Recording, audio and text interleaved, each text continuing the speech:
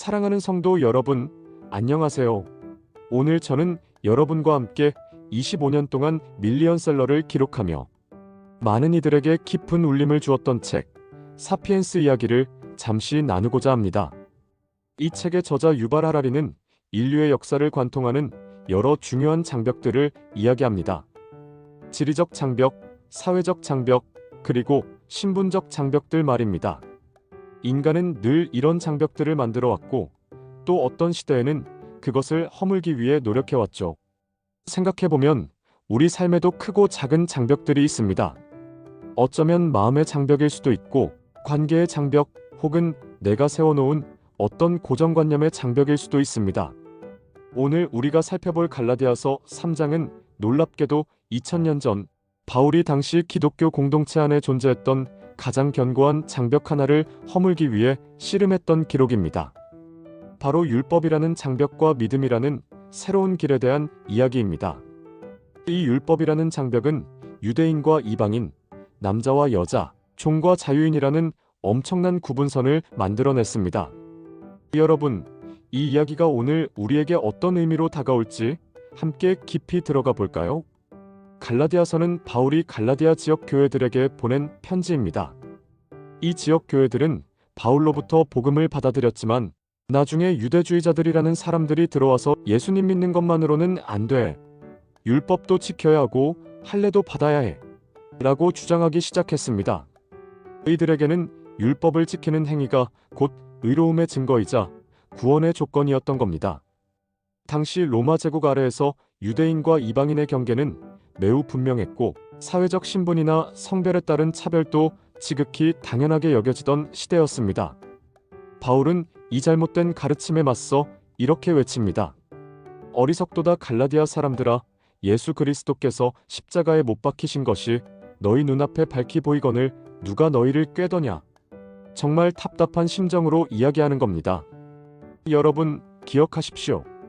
우리가 구원받는 것은 율법의 행위로 되는 것이 아니라 오직 예수 그리스도를 믿음으로 되는 것입니다. 바울은 아브라함의 예를 들어 설명합니다. 아브라함이 의롭다함을 받은 것은 그가 율법을 지켜서가 아닙니다. 아브라함이 살던 시대에는 율법도 없었어요. 아브라함은 하나님을 믿으니 이를 그 의로 여기셨습니다. 즉, 하나님께서 아브라함의 믿음을 보시고 그를 의롭다고 인정해 주신 겁니다. 이 얼마나 놀라운 진리입니까? 율법은 우리가 죄인임을 깨닫게 하는 역할을 할 뿐 우리를 구원하지 못합니다. 오히려 우리는 율법 아래서 저주받은 존재가 될 수 있습니다. 율법 행위에 속한 자들은 저주 아래에 있나니 기록된 바 누구든지 율법 책에 기록된 대로 모든 일을 항상 행하지 아니하는 자는 저주 아래에 있는 자라 하였음이라. 우리는 완벽하게 율법을 지킬 수 없기 때문입니다.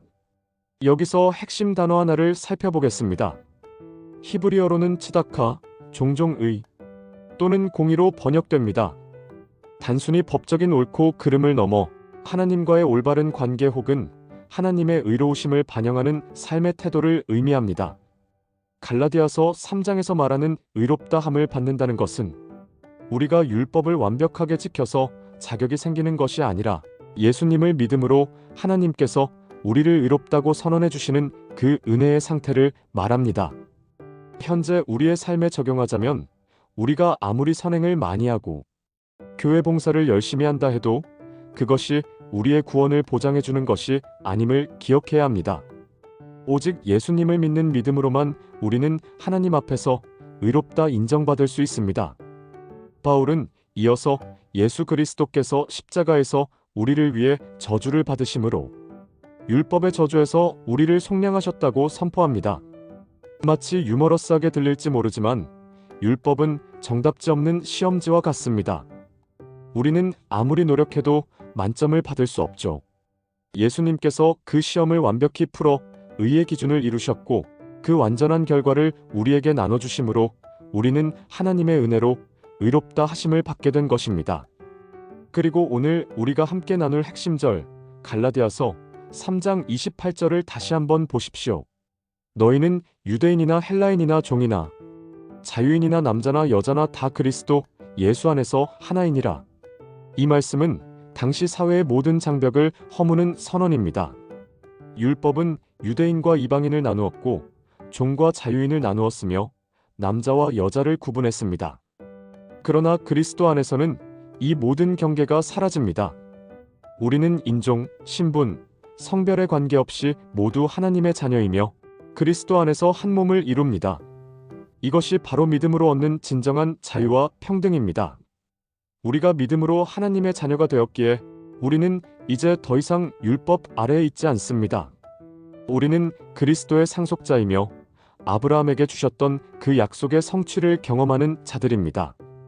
이것은 마치 우리가 노예 신분에서 왕의 자녀로 신분이 바뀐 것과 같습니다.